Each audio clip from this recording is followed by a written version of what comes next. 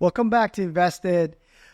Interesting information, and I want to kind of read this question and share, because a lot of people who actually have real estate, it could be multifamily, retail, office, whatever it might be, is how do you vet tenants? How do you know they'll make a great tenant or a great partner in your building? So I thought this was a great question, so I'm going to read it and try to answer it holistically and try to give you examples. So let's get started here.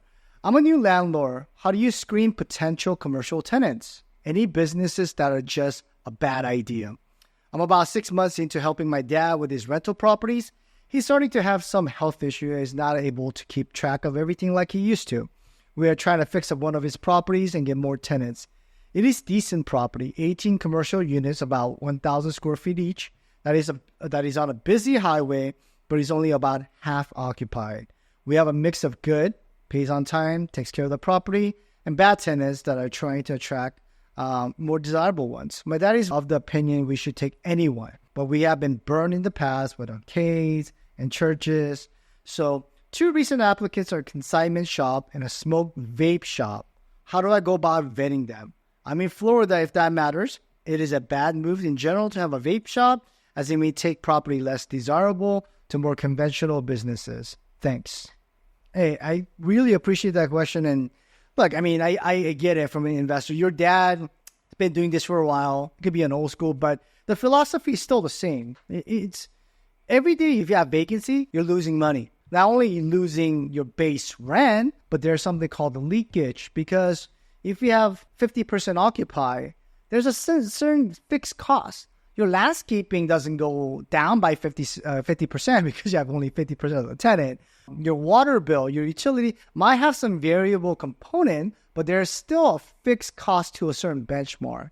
On top of that, your property management or your accounting, your property taxes, insurance, to a certain degree, they're fixed to a certain aspect of it. So there's a big leakage. So on top of your rent, you're losing your leakage. Another important factor, if it's vacant, the equipment and fixtures inside those vacant units, if they're vacant for a long period of time, they're not going to function very well. Your toilets, your plumbing, your electrical, your HVAC system, I mean, they're machinery, just like a car. If you got a brand new Mercedes and you parked it for 2 years and never did anything with it, it's still a brand new car, but what happens when you try to turn on the engine?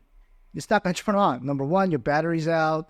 Your engine oil might be gunked up. I mean, there's a lot of different myriad of issues, right? So you want those active spaces. You never want to go dark, especially in retail. So with that said, your dad's idea is kind of long-winded, but that's what he's thinking. So understand where he's coming from. There's nothing wrong with churches and arcades. I mean, they are essentially businesses as well, to a certain degree. But I mean, those are the risks you take, and you have to vet them, right? What will startup churches? It's going to be, offerings, I don't know what kind of church, but in Florida, I'm going to say probably a Christian church, Catholic church, but they're based on nonprofit, but based on offerings. So yeah, I mean, they may have low, congregation, and they may have struggles with cash flow constraints too. So just like any business, it's how healthy and vibrant or even strong business is going to be. So consignment shop, smoke vape shop. I mean, there's large consignment shops. And if they're large, they have good P&Ls. When I say P&L, profit and loss, they have a very good balance sheet. Then you're going to be getting a tenant that's more sound, Think about it this way. I mean, you could be a Charles's thrift shop or a consignment shop, but what if it was Goodwill?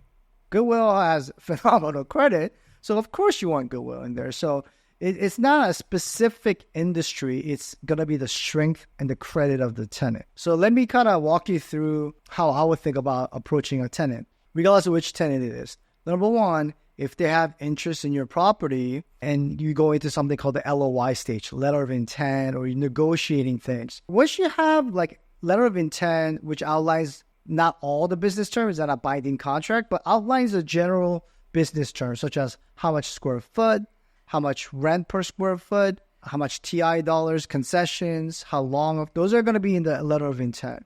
So once that's formalized, then that's a great time for you to ask the prospect tenant or their broker to furnish their financial. Okay, that's very typical.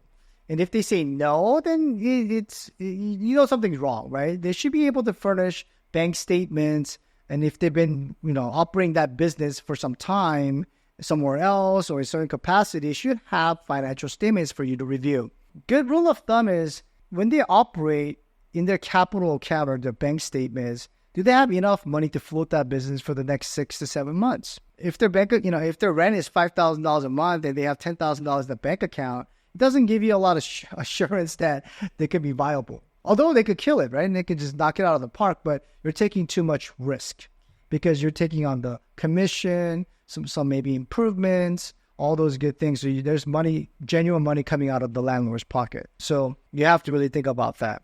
Going into smoke vape shop, I mean, they were very popular back in 2000, don't quote me, 16, 17. They were just coming up everywhere. But with the regulation, they're not doing as well, right? But the smoke shop might smell tobacco, pipes, a lot of different things or knickknacks. But they're the trifecta of credit. So usually massage shops, smoke shop, liquor stores, thrift shop. A lot of the landlords in Class A, Class B buildings don't want to have those tenants. Not because they're bad tenants, because multiple reasons. Number one, it's the caliber of people and demographic you attract. So they could be loitering, they can be hanging around. So it creates security issues, break-ins. There's a lot of different things. I don't want to generalize and say that all those people coming there is bad, but it's natural. When you have a liquor store that sells alcohol and tobacco, you're going to have more homeless people around. You're going to have some unruly, unsolicitors going around, and maybe a sandwich shop doesn't want to go there because their customer don't feel comfortable coming there, right? So those are the reasons why you want to look at the class of your asset. As an example, if you have a Class A retail shop in the area, I mean, that's not a tenant mix you want to get. You want to be getting, the Supercut, the Great Cuts of the world, Jimmy John's, Publix, things like that, right? Because that's going to bring the value of your property up.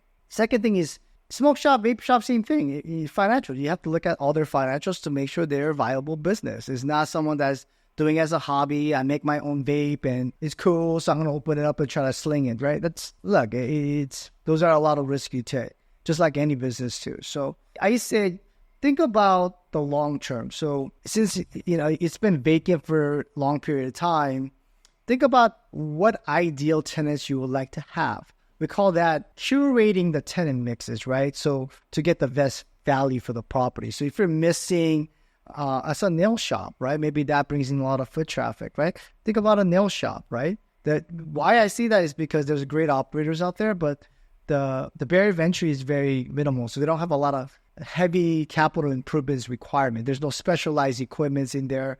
I think your ventilation system has to be a little bit better, but a lot of the tenants will put in those improvements. Or if it's a coffee shop or something to that degree, see who's out there and, what can be driving businesses there. So a lot of the retail brokers, what they will do is do an area survey, because most of the larger retail shops go through some market analysis to see area restrictions. So if a Starbucks in this corner and they're not going to open at the next corner, right? They may if there's a lot of demand, but usually they want to be a couple miles away. So for instance, if you have a Jimmy John in one location, they probably have a 5 mile or 3 mile radius restriction. So they will probably be about 3 miles away. So a good retail brokers could also help you curate the right tenants. I'm assuming, providing this information, that you have the capital to do commissions and leasing as well too, as in like capital improvements or tenant allowance, because that's going to attract better tenants, right? I've seen a lot of lifestyle ownerships that are really just cost sensitive. I mean, every shop is cost sensitive. I don't care if you're a hedge fund, private equities to down to a mom and pop. Everyone's cost sensitive. However, I see that multiple times where, including one of my family members, my father-in-law, will be, well, I don't know, if you use a big broker, I got to pay 4% or 6% commission. Well, yeah, but because they're bringing in you Wendy's. It's not Charles Kidd's Burger Shop. So they're bringing in very credited tenants. So is it worth it? It is. Because number one, they'll pay the market rent. Second, they're going to be a good tenant. And third, they're going to add value to the property valuation by them coming in. So you have to use your resources. And sometimes you have to be willing to spend the money to make more money.